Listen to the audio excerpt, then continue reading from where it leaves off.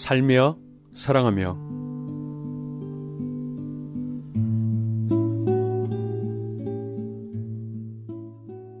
하나님은 선교의 하나님이라고 말합니다. 하나님의 속성 가운데 선교를 포함하고 있다는 의미겠습니다. 선교, 그리고 하나님은 뗄래야 뗄 수 없는 관계에 있다. 여러분, 선교를 어떻게 정의할 수 있을까요? 교회를 짓는 것, 예수를 믿게 하고 세례를 주는 것, 아니면 어려운 사람에게 필요한 것을 나누어 주는 것, 여러 가지로 생각해 볼 수 있겠습니다. 저는 선교에 대해서 이렇게 정의해 봅니다. 우리를 넘는 사랑이 선교라고 말이죠. 사람들은 우리끼리에 관심이 집중되어 있습니다. 좀 더 정확하게는 나 자신에게 관심이 있습니다. 나의 행복, 나의 소유, 나의 힘을 갖는 것이 관심의 전부라고 말해도 좋을 것입니다. 다른 사람을 희생해서라도, 불편과 피해를 주고서라도 나의 행복을 추구하는 것이죠. 그래서 경쟁을 하고, 그러다 보니까 전쟁도 나고, 이렇게 나 자신을 위해서만 살아가는 것, 그것이 죄의 본질이라고 말할 수 있겠습니다. 그러나 하나님은 사람을 만들되 공동체로 살아가도록 만드셨고, 하나님과 교제하며 살아가도록 만드셨습니다. 다른 사람을 밟고 살며, 그래서 관계가 깨어지고 하나님 없이 살고 싶어 하는 것, 이것이 죄의 결과라고 할 수 있겠죠.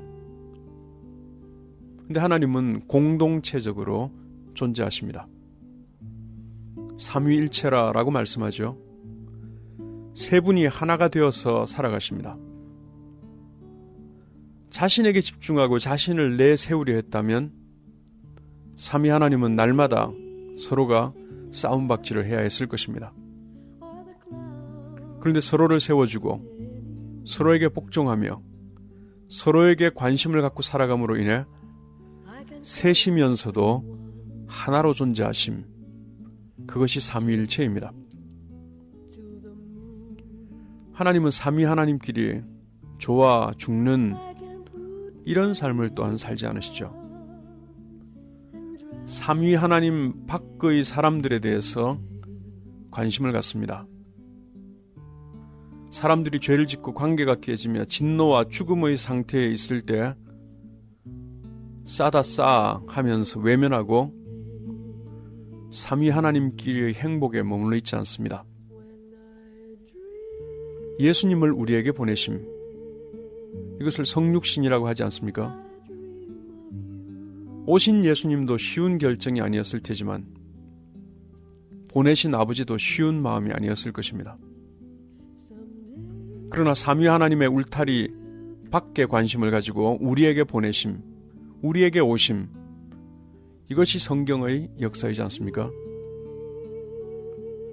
예수님에게도 가족이 있으셨죠. 그러나 가족을 넘어 따르는 제자들과 함께 생활하셨습니다.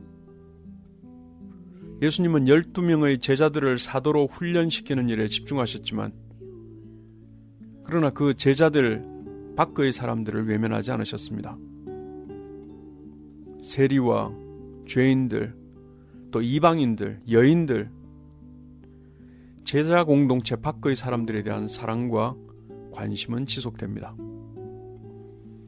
그들은 이해하지 못했고 또 예수님을 핍박했으며 예수님을 십자가에 못 박기까지 했습니다. 그러나 그들마저 사랑하시며 용서를 부탁하신 분이 예수님이셨습니다. 선교란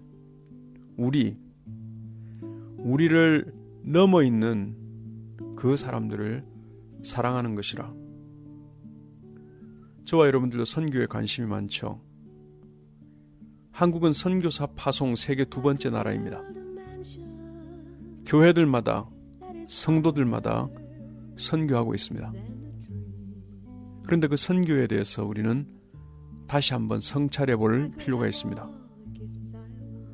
나를 위해, 우리를 위해 그들을 사용하는 것이 선교가 될 수 있다는 것입니다.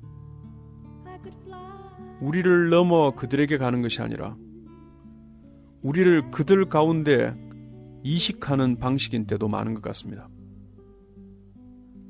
교회를 짓는데 그들의 터가 아니라 그들의 교제의 그러한 공간이 아니라 우리의 기념비를 만들 때가 많고, 세례를 주는데 한 영혼이 주님을 만나는 이 의미를 말하지만 그에 못지않게 나의 실적이 되는, 내 후원의 거리가 되는 이런 일들도 우리 속에는 없다고 말할 수 없습니다.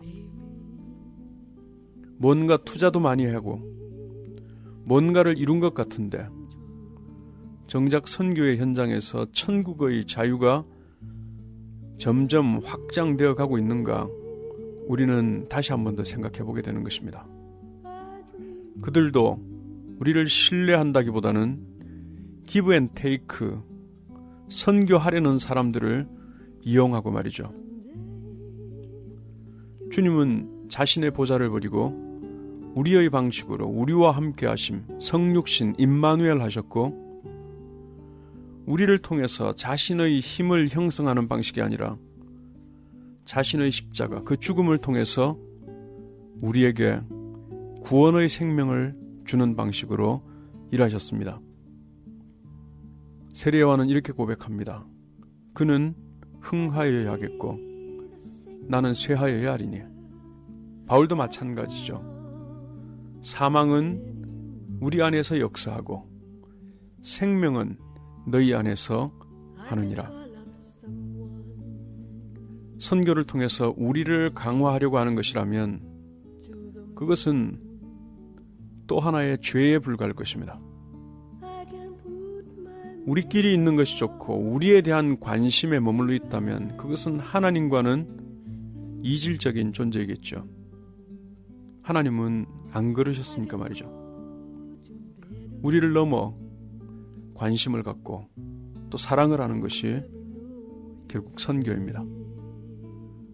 우리 너머에 있는 사람들에게 관심을 가지니까 그들과 함께하며 그들과 삶을 나누는 것, 그것이 선교가 되는 것입니다.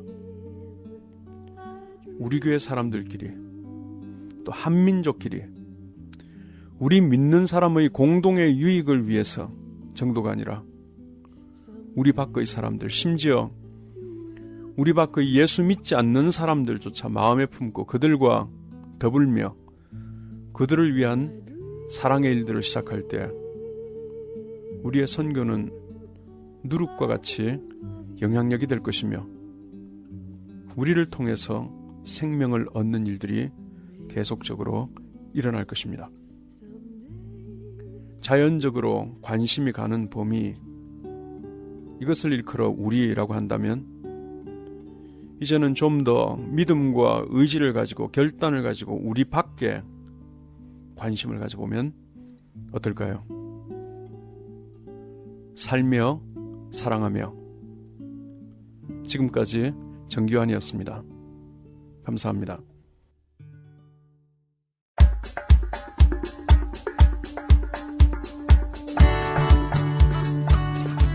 KCN 인터넷 라디오 방송